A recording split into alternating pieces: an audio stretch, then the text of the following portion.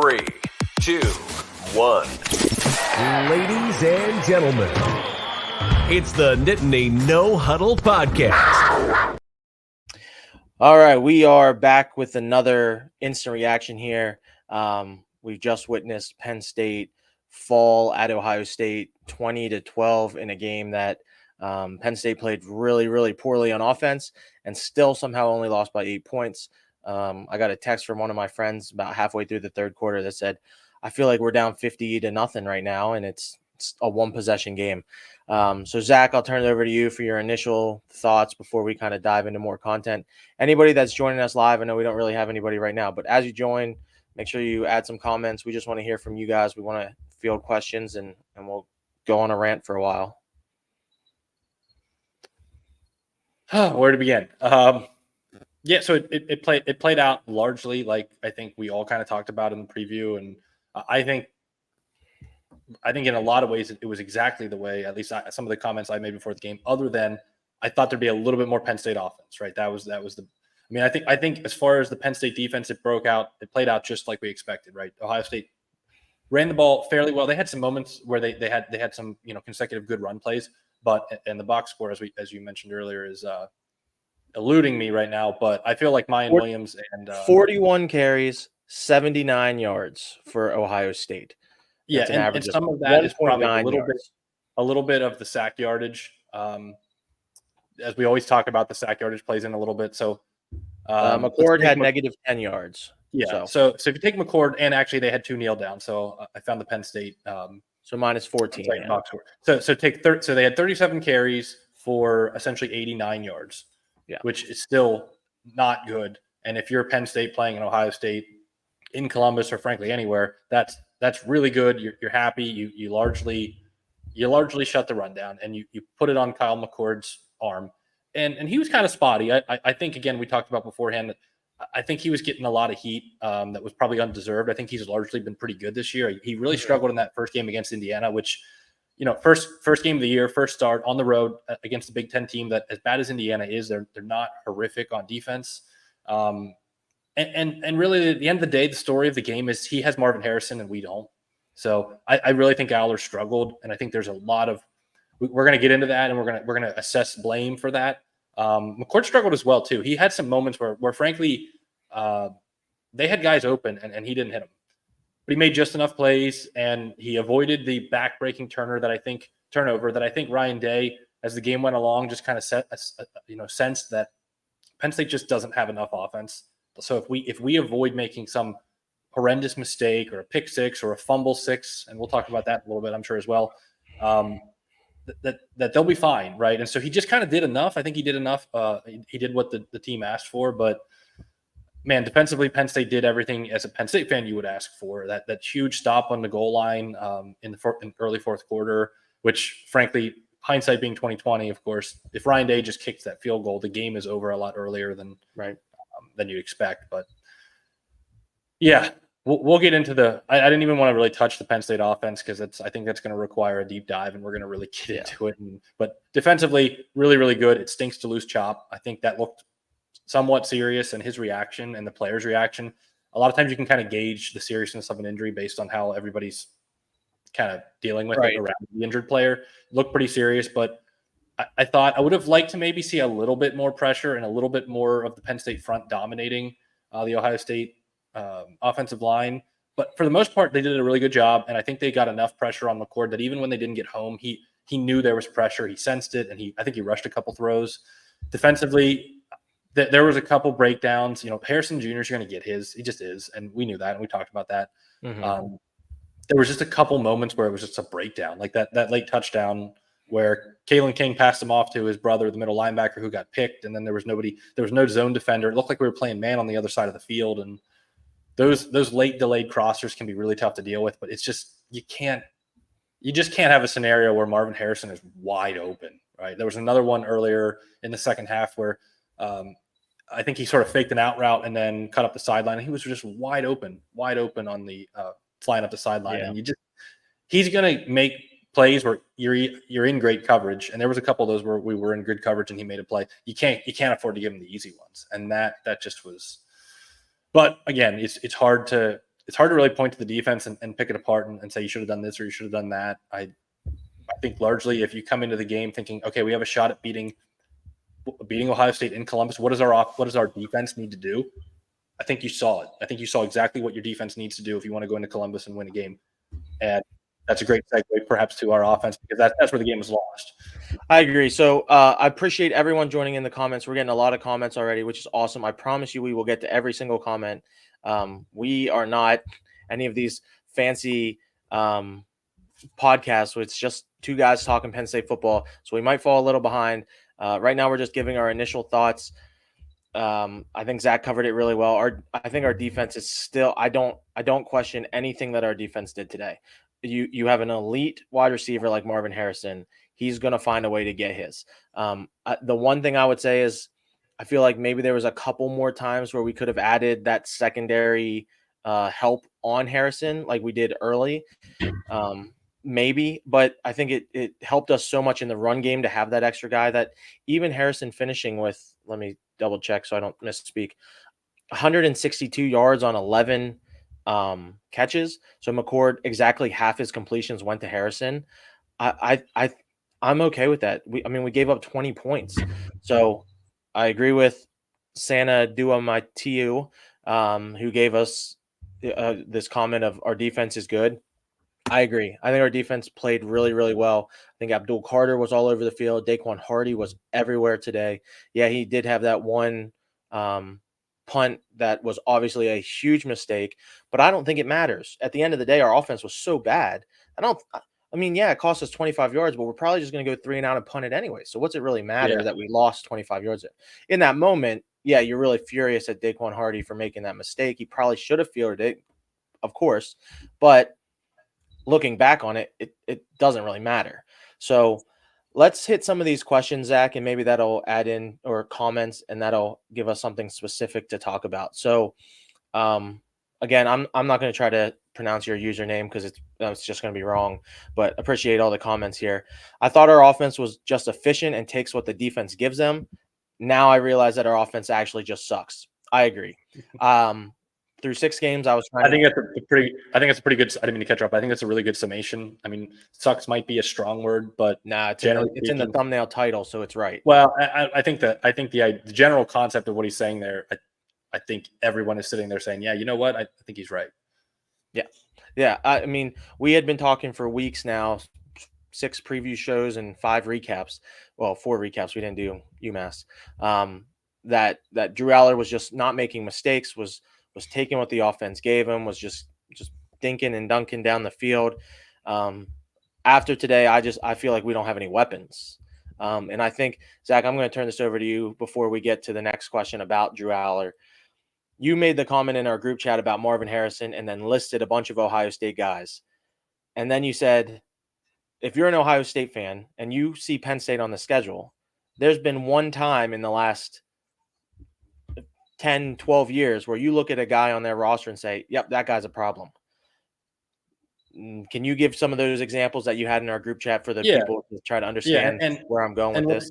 Yeah, absolutely. So the overall sense that I get from looking at this matchup, we'll start in kind of like 2016, because before that Penn State was so depleted in the sanctions era that like the talent really wasn't all that matched up. And I think it's only really in the last year or two, or maybe this year, gotten to the point where you could at least plausibly argue the talent between the two teams is pretty similar. But even now, where I think I'm comfortable making that argument, obviously they won the game and we had some real flaws, but I'm comfortable basically saying there's not a huge talent gap here. And that's the problem is not. Yeah, Joe Klatt said the same thing. Yeah. Joe Klatt said the same thing today. And for all Gus Johnson aside, I still think Joe Klatt's really good. And he said the same thing. He said that these two teams are really, really close. Couple plays. So back, which is a great segue, because I think the difference is there's always in this matchup, and I won't like go back through every single year and reiterate what happened, but in this matchup, there's always one guy, or sometimes two, that just dominates Penn State at the opposite position across the field to a degree where like everything else that's happening everywhere else in the field gets wiped out. Mm-hmm. And this year obviously it's Marvin Harrison, right? Last year was probably Marvin Harrison, but also CJ Stroud. And I kind of ragged on Stroud a little bit after that game last year, and we got a lot of heat in the comments, but between Stroud and Harrison last year, every big moment, and especially in the second half, especially in that fourth quarter, we just couldn't stop them. We just couldn't stop them. And there was even a couple throws where Harrison made an elite catch with guys in pretty good coverage, and Stroud just put the ball exactly where it needed to be. Justin Fields before that, 2019 and 2020. Justin Fields killed us, even when the blitz got home or even when the pressure or the defense was appropriate. His ability to break it off and run, we didn't have that. Sean Clifford, Trace McSorley, Hackenberg, Aller, they're not Justin Fields. They're not, and whatever he might be in the NFL, they're not Justin Fields. They're not CJ Stroud. But then going back, especially into like the 2019, 2018, 2017, 2016, all the way back to 2014. I'll go all the way back to 2014, which is a game that, frankly, the refs stole from Penn State. I will say it. Go back and watch it. The replay crap where all of a sudden the replay equipment wasn't working and they had an interception that clearly the guy didn't catch. What won that game was the older Bosa. I can't remember which, Nick or Joey, whichever one's the older one. Yeah, just absolutely dominated our makeshift offensive line that night. And the game ended. Penn State took them to overtime. Should have never gone to overtime because Ohio State kicked a field goal with like that with the play clock at 0 for like 5 seconds. But anyway, the Bosa, whichever one it was, just threw our offensive tackle into Hackenberg and sacked. Basically, our offensive tackle sacked Hackenberg. In these crucial moments. Chase Young, same thing in 2019. Penn State went out there. Clifford got hurt. Will Levis came in, and they actually, it was a lot like this game where like defensively it was pretty good, and offensively we hung around, but you always were like, there's no way we're going to do anything offensively. Yeah. And Will Fries, who went on to, I think he's still in the NFL, an offensive tackle. I know he played for the Colts, just got absolutely abused by Chase Young. Just abused. Like we didn't have anybody that even belonged on the same field as Chase Young in that game. Yeah. And it just seems like they always have those guys, and we don't. And I know it's for some that might sound like a cop out, but but for football, it's a lot less about the X and O's and it's more about the Jimmies and the Joes, is like the old quote you always hear. And it's hard to call a defense that says, okay, we're going to take Harrison away, and here's what we're going to do, and we're going to scheme this, we're going to scheme that, because they're doing the same thing on the other side, and they're saying, we know what you're going to do, and we're going to counter by doing this. It's just hard, right? You get your best players the ball, and Ohio State obviously knows what they're doing offensively, and credit to Notre Dame. They're really the only team that has slowed Harrison down. And he was dinged up in that game. He was hurt in that game too. That was the game where he hurt his ankle. So who knows? That game might look a lot differently. And obviously now that Notre Dame has beat USC, I think we have a different interpretation of what Notre Dame is. But I mean, not to go down that path. But I agree with what you're saying at its core. Yeah. Yeah, and that game was out in South Bend too. So it's a little different scenario with the new quarterback and the way Ohio State probably managed that game a little bit differently. But sometimes it's that simple. Like they have a guy or two, maybe three that just dominate, right? And last year, another guy I should have actually mentioned probably more than anybody last year, even more than Stroud or Harrison, was JT Tuimoloau.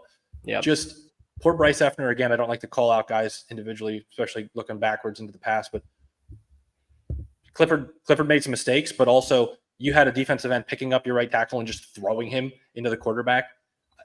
What do you do, right? And that's what was frustrating for me about this game, is I felt like coming into this game, they did not have a massive advantage at defensive end over our offensive tackles, and they did not have a massive advantage at offensive tackles against our defensive ends. We talked in the preview about, we thought their tackles were pretty suspect, and frankly, I don't know if we even mentioned this, but they had 2 offensive tackles get drafted in the first round last year. Yeah, even at Ohio State, it's kind of hard to replace that. And I thought we got decent pressure. I mean, obviously losing Chop hurts. I think he's our best pass rusher, and we got depth at that position.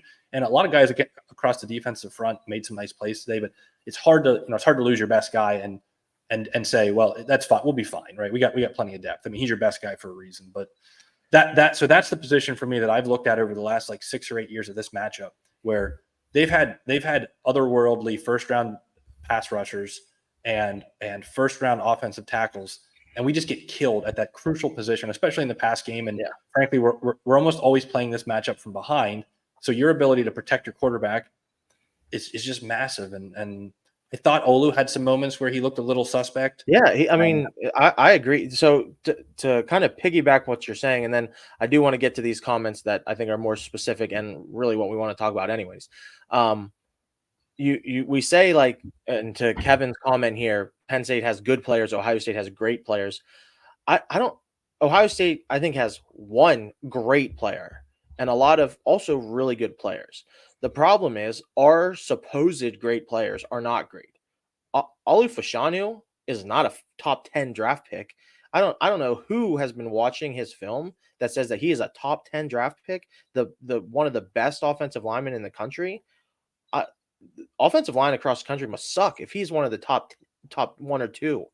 I think he's good. I think he has great size, but I don't see a top 10 draft pick when I watch him. And again, I'm just some dude on my chair in Central PA. I'm not getting paid to go scout games live and steal signals, but I mean, I don't see it. Like I don't, and then even Kalen King, we've been talking all week, and every reporter that like kind of knows these teams was like Harrison versus King, 2 first-round picks. How good is this going to be? Kalen King did some good things, but he wasn't our best cornerback today. Daquan Hardy was our best defensive back. Even Johnny Dixon, I think, played better. And I felt like whenever King was matched up with Harrison one-on-one, Harrison got the better of him a lot. Now, there's some size differential and all this stuff. I get it. There's more to it than just A versus B. But if these are our top 2 guys that are supposed first-round draft picks, they didn't look that good, I don't think. So I don't. I mean, we have good players. We're going to finish 10-2, like always, and everything's going to be okay. But it's just I don't know why we can't take that next step. And I don't know if it's a James Franklin issue, if it's a Mike Yurcik play calling issue. I think Manny Diaz. I put this in our group chat. I think Manny Diaz is about to get paid this offseason. Some team is going to go pay way more than they should maybe for Manny Diaz because of how good this defense has been and putting people in right positions. So he is doing a really good job, and not to maybe like shift us. I know we're already like 17 minutes in. I feel like we just started. I have 2 questions here from some commenters that I think go hand in hand. John asks, are Penn State receivers as limited as they look today? There's no separation, no threat. And Sana says, is Aller not as good as we think? Or do we have no weapons? These questions go hand in hand. And before I freak out a little bit, Zach, what do you think? Is it, or do our receivers suck?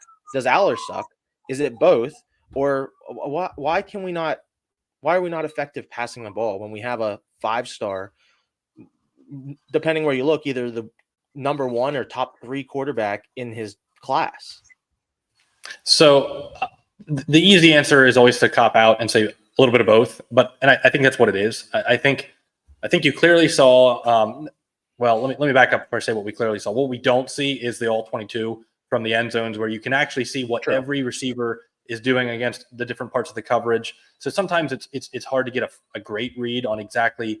You know, there's 4 guys in running routes, and Aller throws one route, and the guy's covered, and we say, oh, nobody can get open. Well, maybe somebody was open and Aller didn't see it, or vice versa, right? But I do think clearly there is limitation on the ability of really any of these guys to get separation against man coverage. I don't think we have great man beaters. I think some of these guys are actually pretty good. Like KLS, I think is pretty good against zone. I think he's got a good feel for finding bubbles and windows. Trey Wallace is probably, in my opinion, our best man beater.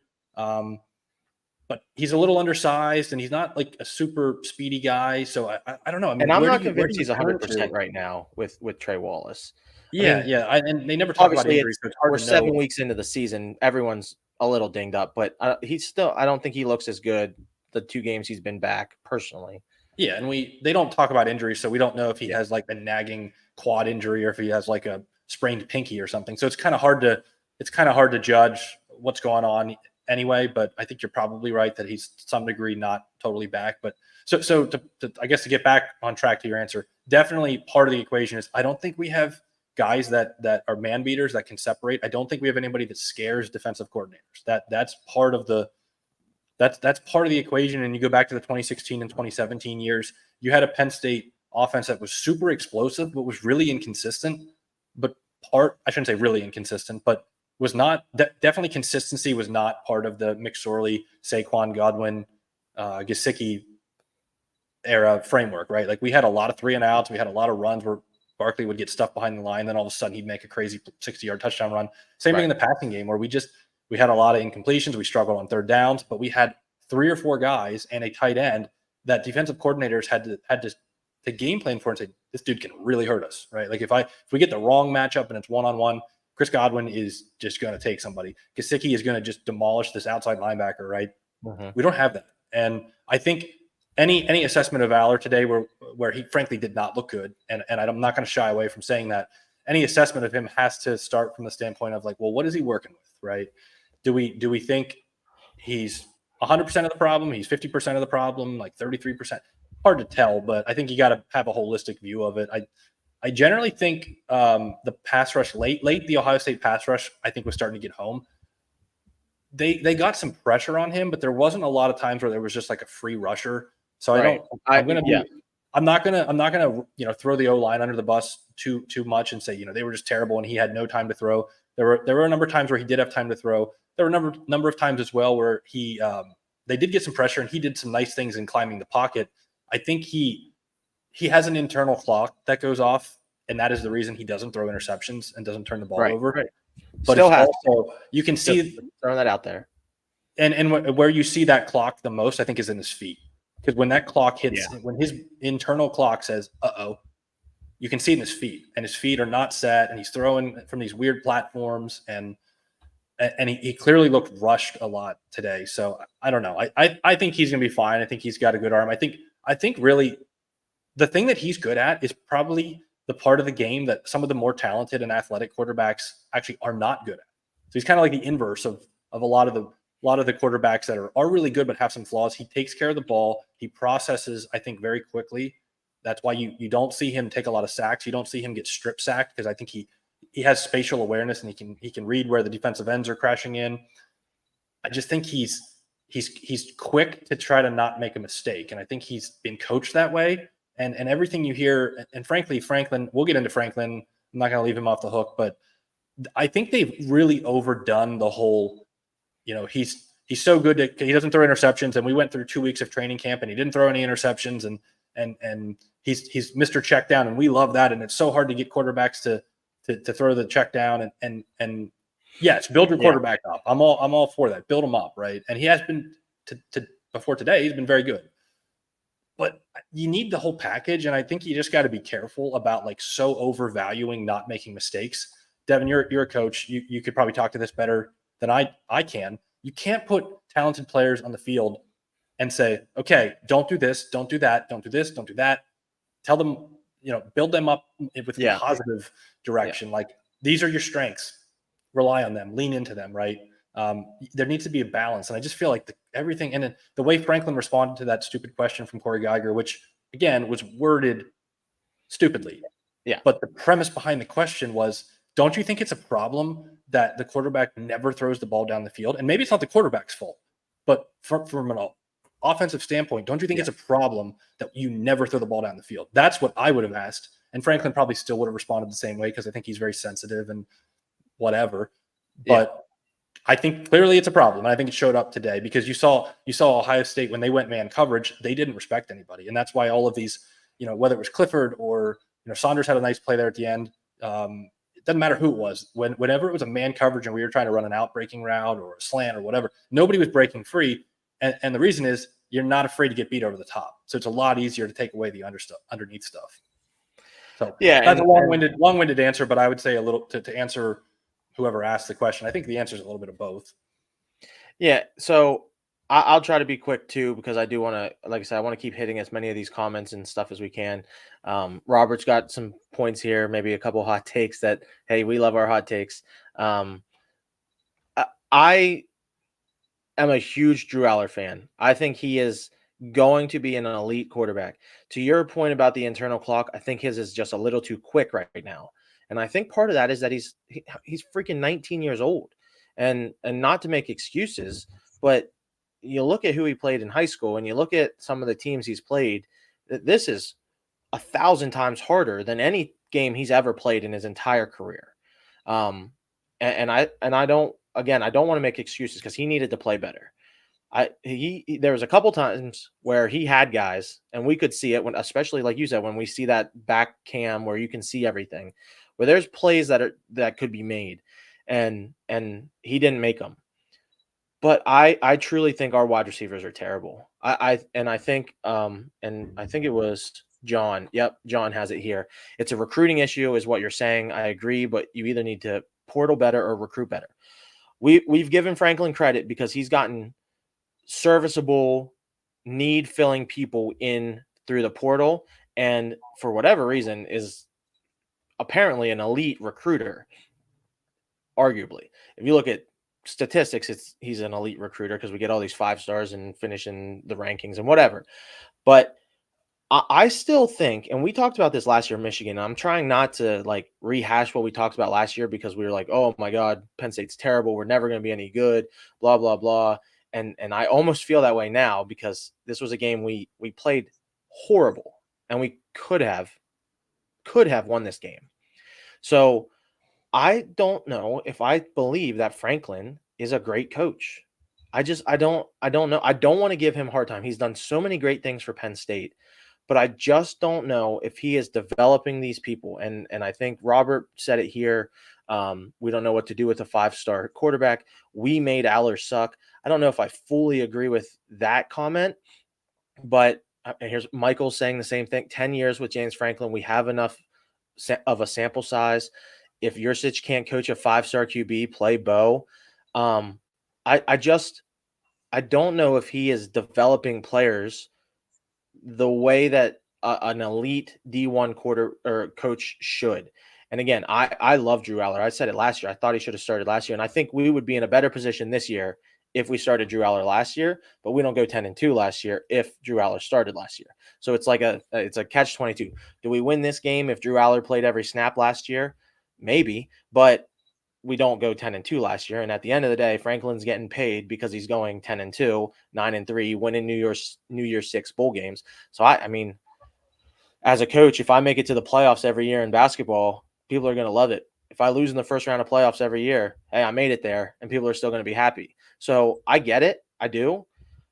But I don't know if that is a problem. And I'm going to scroll way back to a comment. And this is, I think, kind of the summation of it all. The stats aren't quite right here, Paul Wall. But Penn State, a total clown show, 0 for 13 on third downs, and plenty of wonderful emojis there. They actually finished the game 1 of 16 on third downs, and their only conversion was there at the very, very end, right before the touchdown. Zach, I'm going to let you go here for maybe, can I cut you to 5 minutes? Sure. Coaching, Franklin, Yursich, even if you want to hit Diaz, but I think I don't have anything negative to say about Manny Diaz right now. Yeah. But 1 for 16 on third downs, I think to me is a coaching issue. I don't think that's a player issue. I really don't. So I'm going to try to hold you to 5 minutes because I want to hit I want to hit a couple more things, and I don't want to be on here all day because that's kind of our focal point. Absolutely. We want to hone in on the stuff that matters and that are, we're getting a lot of good questions. And I'll start coaching. I'll start with a question that I saw come across from, if I can get it to the right guy, whoever mentioned about playing Bo. Was it Robert Kaufman? So I was playing all game. I was texting everybody I know that it was obvious pretty early on that we were not going to find it through the air. We just weren't, right? And the only little bit of spark that we had through the air was at the end when Ohio State was kind of playing like sort of prevent, and we're just running like 4 wides and we're trying to get down the field. In my opinion, it was coaching malpractice to not say at some point in the second half, let's just throw Bo out there, run the quarterback read option, let's see what happens, right? If we go 3 and out, we punt, we'll go back to the swap that we've been doing for the rest of the game. To me, that was coaching malpractice. The running game all year, we've kind of talked about how it's been like pretty methodical, but we've been a little unhappy with the fact that we're not busting off long runs. I'll tell you when we are busting off long runs is at the end of all of these games when a lot of these teams still have their first units out there and we put Bo in and sometimes Trey Potts as well. And we run that QB run game where they have to account for the quarterback as a runner instead of just a non-existent player. Because I thought we ran the ball fairly well with Allen and Singleton. Ohio State started to tighten up a little bit in the second half. But man, if you introduce the equation of you have to respect the quarterback, because we still run this stupid sideways side shuffle. Allen and Singleton are not getting the ball with a full head of steam. Right. And Franklin, we could talk about the fullback and the I form, and I just want to see these guys occasionally go under center and just hand off to them and say we're running in the A gap, the B gap, the C gap, whatever, full head of steam, because we do this side shuffle thing, and it just, I don't know. I hate that. But I think if you're going to do that, the value of that play style is that the quarterback's reading a defender, and the defender has to honor, or some defender on the field has to honor the quarterback. Well, no, he doesn't. If you're never going to keep it, and you're never going to run it. So if you really like that, that's player, what Robert says. Why are you not putting a player into that position to actually maximize the play style that you've chosen to run? Nobody's making you run that zone read. That's not really a zone read if you're always giving it up. And I think, you want to be careful that you don't, bruise the psyche of your starting quarterback. But if you have a kid that's a smart, intelligent, tough kid, and that is mature, and you've talked to him about situations, then he knows going in, like, there might be some moments in games where stuff's not working, and the Bo package is something we really like. And I mean, they did that with Will Levis during the Clifford era. They even did that with Tommy Stevens during the Trace era, where those guys got real playing time during Ohio State games, both of them. Mm-hmm. And I think it was because they were scared those guys were going to transfer and they wanted to keep them.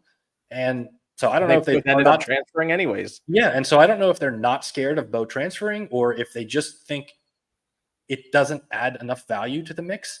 And maybe it doesn't. And if you don't really think, if we don't really pass much when Bo is in the game, well, when we in all these other games, I should say, when we put him in the game against Ohio State, now they're really going to know we're not passing. And I totally get that's part of the equation, but they kind of already don't respect our passing game anyway. So at least the added value of the quarterback run game gives us something. And I think you owe it to the defense to try something when you're in the game. It's 10-6, it's 13-6.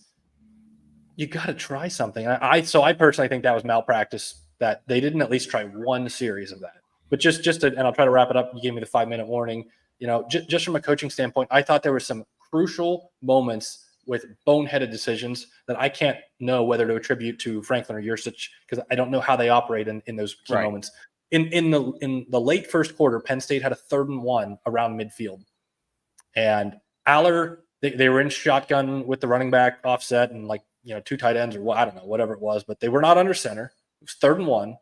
And then Aller did the sort of run up to the offensive line and shout out some directions. And I don't know if that was an audible or if he's just reminding them of something or what. But we end up throwing a slant pass that gets deflected on 3rd and 1 around midfield, right after we had run the ball twice with Allen to start the game. And that was after the Singleton runs where the running game was looking pretty good. It's 3rd and 1. I don't care if you line up and run QB sneak. I number one, run. Yeah, where was the brotherly shove today? And and to me, I was just like, what are we doing here? Especially because if it's so obvious to you and I sitting here without any professional X and O experience, Ohio State knows they knew what to expect from your passing. They didn't need to steal signs. Yeah, Franklin and Yursich, you watch practice every game. So if we're some powerful offensive aerial attack in practice and it's not translating to the field, well, then that's a problem. But also, I suspect our ones on offense aren't really beating the ones on defense a whole lot. So coming into the game, how did you not say, when in doubt, we're leaning on the run game? I don't get that. There was another moment, I want to say it was late 3rd, maybe even early 1st, where we were around midfield. I think it was still 13-6 at that point. And we had 3rd and 3 and we passed. And it was clearly 4-down territory. And we ended up going for it on 4th down and not getting it. It's 3rd and 3. At that point, clearly you knew it was 4-down territory. 3rd down, 2 plays, 3 yards, line up, under center, run the ball, run the QB sneak twice. I don't care. Run the ball. Were we watching? Was Mike Yursich watching the same game that we were watching? I don't understand. And again, some of that is I don't know in those crucial moments if the head coach gets on the headset and says, do this, do that. I don't know what kind of autonomy Yursich has. So I'm not going to blame one of them and not the other. I'm going to blame the whole operation. But there was a couple key moments like that. And these really tight games against teams like Ohio State, you have to execute in those moments. You can't. I mean, obviously we went 1 for 16 on 3rd down. There's going to be a lot of 3rd downs in these types of games that are going to be hard to get a first down out of. The 3rd and 1s are the ones you have to get a first down on. The 3rd and 3s where you're going to go for it in 4th. Run it twice, right? If it doesn't work on 3rd down, you can always throw it on 4th down. But maybe you pick up 2 yards on 3rd down and now it's 4th and 1. You just run it again, right? That's all I got. Yeah. So just to tie that all up, Singleton and Allen, who I don't think either one really played well. I think they did okay. They averaged 4.1 yards per carry, the two of them combined. 18 carries, 74 yards, 4.1 yards per carry. And we did not utilize them. We kept throwing with Drew Aller, who was not on it today. We got sacked 4 times. I think you hit it the best is that we had a 3rd and 8 that one time when we ran a draw play. We had several 3rd and 1s or 3rd and 2, 3rd and 3s, and we drop back and we pass. The play calling was very weird today, and I don't know why this seems to continue to happen in these big games. I really don't. And I thought this year was going to be different. I mean, I feel like we say that every year, but I thought we have the weapons. Our offensive line is the best it has been under Franklin, even though, we gave up 4 sacks, but maybe if we don't pass it that many times, we don't. But it's not it's not really that high of a burden to say best, so we're not asking for a whole lot. We're just asking for like competency, right? And yeah. And it just, I think Singleton and Allen are both excellent running backs who they've looked weird this year. And I think we're trying to get outside too much whenever we should be running more inside. And then whenever the outside opens up, we don't use it the right way. But again, we talked about this and you did hit it. There's other times too where we have Aller back there and he could run. Neither one of us are saying he's an athletic, fast quarterback, but he's freaking big. And every time he does run, he gets 3 to 5 yards, I feel like. Oh, yeah. He always falls forward. He's bigger. I don't care. You name the biggest linebacker in the Big Ten. He's bigger than him. So when they hit, he always falls forward and gets an extra yard or so. Right. I feel like, not to be cliche, but I feel like it's almost like a Roethlisberger situation where Roethlisberger was big. He's not trying to run 30 yards down the field like a McSorley or a CJ Stroud or Justin Fields or any of these guys that are really mobile. But whenever they're not fun to tackle, when you have a 6'5", 220-pound quarterback, like they're not licking the linebackers aren't licking their chops the way, if Drew Brees is leaving the pocket or something, right. So there's times where I think Aller, that clock, I think he can step up. But again, I think we put him in bad positions again today. And I don't want to, I know people are going to come at me. The fans that we've had that have watched us for 2 years and have grown this channel to what it is are going to be like, oh, Coach Devin just being the Aller homer again. I do not think he was the problem today. I really don't. I think he made a couple bad plays, but overall, I think the scheming, the coaching, and really the fact that we have no good wide receivers. We don't have anyone that you've said this before, Zach, and maybe this is over the next 5-7 minutes. I want to finish at 45. There is nobody on our roster. Maybe we keep getting these comments. I keep feeling like we got to talk about them because they're doing good. There's a lot of great comments, honestly. Yeah. I'm going to pull this one up while I'm talking too. The one I see is Iowa offense is better than us today, which that one cuts deep. That one, yeah. Frankly, I think we needed, I think I said in the group chat, kind of sarcastically, I would have been thrilled with Brian Ferentz as the play caller today. Yeah, we ran the ball under center too much, and the problem was we were not creative enough. I can live with that. Not to jump in and steal your thunder again, but we ran a couple what I would characterize as trick plays in moments that just backfired. And I didn't understand those at all because I feel like the game today called for pretty vanilla on offense. Just help the defense out. We went for a freaking double pass on a 2-point conversion. What the heck are we doing? Yeah, move the ball forward. We know we're not going to get big. That's the other thing is you're not going to get big chunk plays passing the ball normally. Do we really think it's going to get better when we do something, crazy or double pass or whatever? I don't know.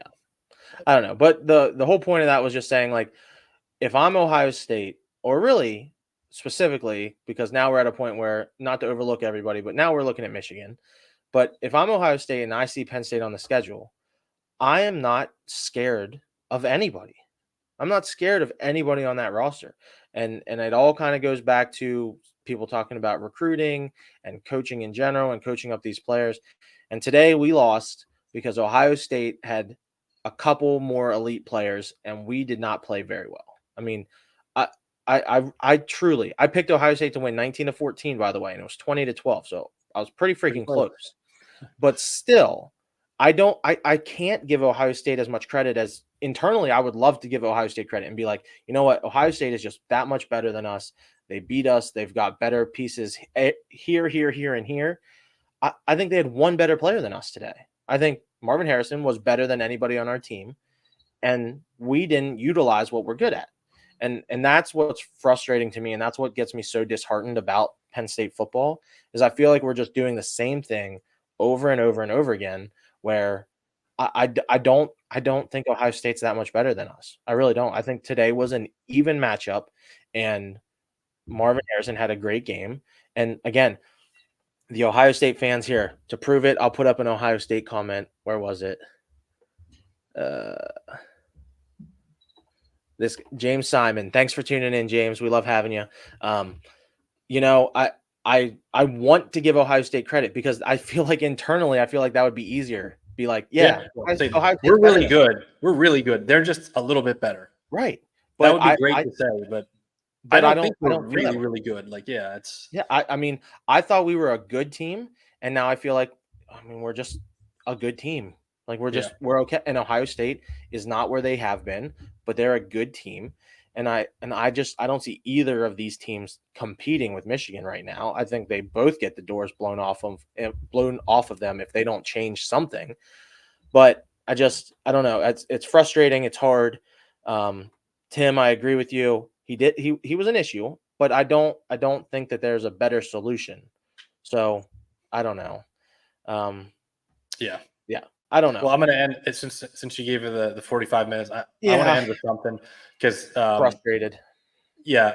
So, we'll end with Franklin because I think clearly, and our buddy Jordo is not here, and he's probably the most animated about Franklin out of the three of us. But like one of the things that continues to chat my ass, if you will, is, and I've talked about this earlier, his sort of nonchalance at the non-conference schedule and at challenging yourself and playing games that may result in losses. That's basically when he was asked earlier in the year about, and last year, like, are we going to see more matchups like the Auburn matchup? Or we're going to play like West Virginia again? And his answer was, no, we want to go undefeated. No, we want to play Delaware. We want to play Kent State. We don't actually care about being good. We don't care about being elite. You know, that's what the whole after the 2018 Ohio State loss, where he said, I'm tired of us being good. I want us to be elite. I don't really think so because maybe we should have played somebody with a pulse in the non-con, and this wouldn't have been Drew Aller's first challenge, right? Yep. We played the Blind Sisters of the Poor through the first 6 games. Here's the other thing: the idea that the Big Ten is so tough that inherently, we'll get challenged. Not really. Terrible. I mean, maybe now with Oregon and USC and Washington, and to a lesser extent UCLA coming in, there's going to be a bit more depth in the middle of the Big Ten. The Big Ten is a joke. If we lose to anybody other than Ohio State or Michigan, it's a joke. If any of these teams other than Ohio State or Michigan compete with us, it's a joke. Yep. So this idea that like our schedule is so tough that we play a good non-con team, are you crazy? Like that's the attitude he gives off. And think about how ecstatic we were think about how ecstatic we were that we played West Virginia this year. West Virginia, who's good. We're like, oh my God, West Virginia. And he's saying we can't do that. We can't do that going forward. We have to play Temple, Delaware, and Villanova. And so I just think Penn State fans, just be careful. Like that's the product that we're getting. Again, the Big Ten Challenge is going to be a little bit better going forward. But at the same time, if you look at the next 5 years that they've already released, there's not a year where they play Ohio State and Michigan in the same year. Yeah. Okay. So one of the things I said in the group chat was for the last, especially since they went to the divisions, every single season, you have to go to Ann Arbor or you have to go to Columbus. So you pretty much can start the schedule with one loss. And then from there, do the rest of your predictions, right? There are years now going forward where there will not be a road game at Ann Arbor or a road game at Columbus. Now, I'm sure those years will have at least a road game at Oregon or USC or both, or, at Wisconsin or something. But like this idea, frankly, it makes him come across like these SEC coaches that say the SEC is so tough. We only play 8 conference games because we're so much better and tougher than you, and that's why we deserve to get to play Northwest Louisiana Community College Bible School. Like, not in the Big Ten, and frankly, as much as I hate the SEC, it is deeper. Look at even Georgia. We like to make fun of Georgia's schedule. Their next 4 weeks, they've got Tennessee, Missouri, Ole Miss. Like, no, their schedule is probably tougher than ours. They don't have another Ohio State or Michigan. But so I guess just to end that, the thing that frustrates me the most about him is sort of his nonchalance towards things that I think are actually really legitimate, serious questions. The way he handled that reporter, I think he's been wanting to do that to Corey Geiger for probably a long time. Right. It was a serious point, a serious concept that he just brushed off with not. No, we're a methodical dink and dunk offense because that's just who we are. And well, yeah, maybe that is who we are, but not who we really want to be. That's who we are because that's all we can be. Yeah. So I'll leave it at that before I get too far off track. But yeah, and I want to hit these couple comments very quickly, and we'll be out because again, I just thank you for watching. We've had a ton of viewers, a ton of conversation here, and I love it. Minaj, hopefully because that's funnier. I hope that's how you pronounce it. Game should have been 30-6. I'm going to slightly disagree with you there. I don't see that. But your next comment is we didn't have Egbuka, Burke, Travion, still OSU uncomfortably. So you have to give credit. Again, I think Ohio State is a good team. I hope that wasn't misconstrued. But I think Penn State played so badly and made laughably bad play calling decisions that I don't think Ohio State won comfortably. And I think Ryan Day, the way he felt and the way he seemed in that little interview there, and the way he's going to be in film breakdown over the next couple of days, I don't think he's going to agree with you that they won comfortably. I am going to give Ohio State credit. They won the game. They took care of business. Their defense was outstanding today, but I think Penn State helped them look better defensively. And that's what is frustrating as a Penn State fan. If this was flipped, I would be saying, oh, Ohio State is great. Penn State just outplayed them. All these, I know I'm being a homer. I get it. But I don't know if I'd say that they won comfortably. They were in control the whole game. There was never a doubt in my mind that Ohio State was going to win that game. But it's because Penn State was so bad. Other than that one moment when Curtis Jacobs was returning that fumble that ultimately came back. But agreed. That was a backbreaker, yeah. But agreed. No, and then he even says here, Penn State defense is stellar. Thank you. I mean, I would agree. And and Justin, how did they not win comfortably? 8 points isn't comfortable to me personally. I would be a lot more comfortable if it wasn't 8 points, but just saying. And fire frags, that's a good one to try to get someone to say something they don't want to say. With that one. Game turned on a BS defensive holding call. Disagree completely. I think that was the right call. It was definitely a penalty, and it just sucks because did that really impact the play? I don't know. Probably because Kyle McCord was probably going to throw it to Marvin Harrison because that's who he threw it to all day. That's all he threw to. Right. So probably that does impact it. But at the end of the day, that was 100% the right call. Offensive hold by the left tackle on the play. Yeah. I mean, I feel you. I don't want to throw this at the referees because we didn't deserve to win. No, Ohio State was better. We frankly got an offensive holding call on Ohio State's left tackle at one point that I was it was actually a hold. He was beaten, he grabbed him, but it was like so minor. I couldn't believe they called it. My takeaway on that defensive holding call, and I was all over, in the group chat I talked about this, but I feel like Harrison basically ran into King and shoved him off, and then in return King held, and so it's just kind of like at that point, I'm all for let them play if they're hand fighting each other, but once Harrison turns and King is holding him, like in today's football, they're calling that, 11 times out of 10. To me, the only call that I was bummed with and disappointed was the unsportsmanlike, the quote unquote late hit on what's his last name, Brown, the number 33. Yeah. I think that I don't know, in a game like this, I think you probably let that go. Yeah, it's so loud. Whistles are genuinely hard to hear in that type of an environment. But it was pretty late. Whenever you have like a caravan of guys carrying a player, you just have to know. And they didn't like slam him to the ground egregiously, but it was a shove. it was enough to just like, why? Just don't do it. Like, And to don't do me, the part that kind of frustrated me, and I would have to go back and watch this. To me, that felt like an earlier whistle than a couple times that Penn State got wrapped up in the same situation. Like Singleton had one where he got wrapped up and the whistle came a little later, so they were more aggressive with him. That was my only thing. I thought that the whistle was pretty quick, but it's quarterback versus running back, even though he's in the game to run 33. The ball. Yeah, he's number 33. He's in the game to run the ball. But I mean, I thought it was maybe a quick whistle, which in turn, but I don't know. I can't. Obviously, that's not the difference, and I don't care. My concern is, where does Penn State go from here? So we already went way too far, way too long. No, it was good though. We had a lot. Yeah, we had a lot of good awesome comments. Time talking to you guys, the people that are watching us. We have 41 people watching right now. It's like a record for that's awesome. Huddle. So, thanks to everybody. I think we're probably going to try to wrap it up here so that people who watch it tonight and tomorrow don't have to sit through an hour of us crying and complaining because Penn State sucks again. But thank you. If you watched the show and you enjoyed it, make sure you give us a like. Make sure you give us a subscribe. I think we're dangerously close to 400. Before I sign off, I'm even going to check.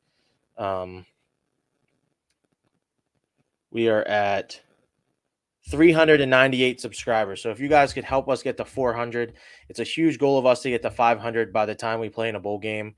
Again, we're just normally three guys who love Penn State football. So, Justin, I really didn't mean to call you out there. You seem like a good person. I don't know you, but you seem like a good guy. So make sure you give us a like and a subscribe. We put out a lot of videos if you're new here.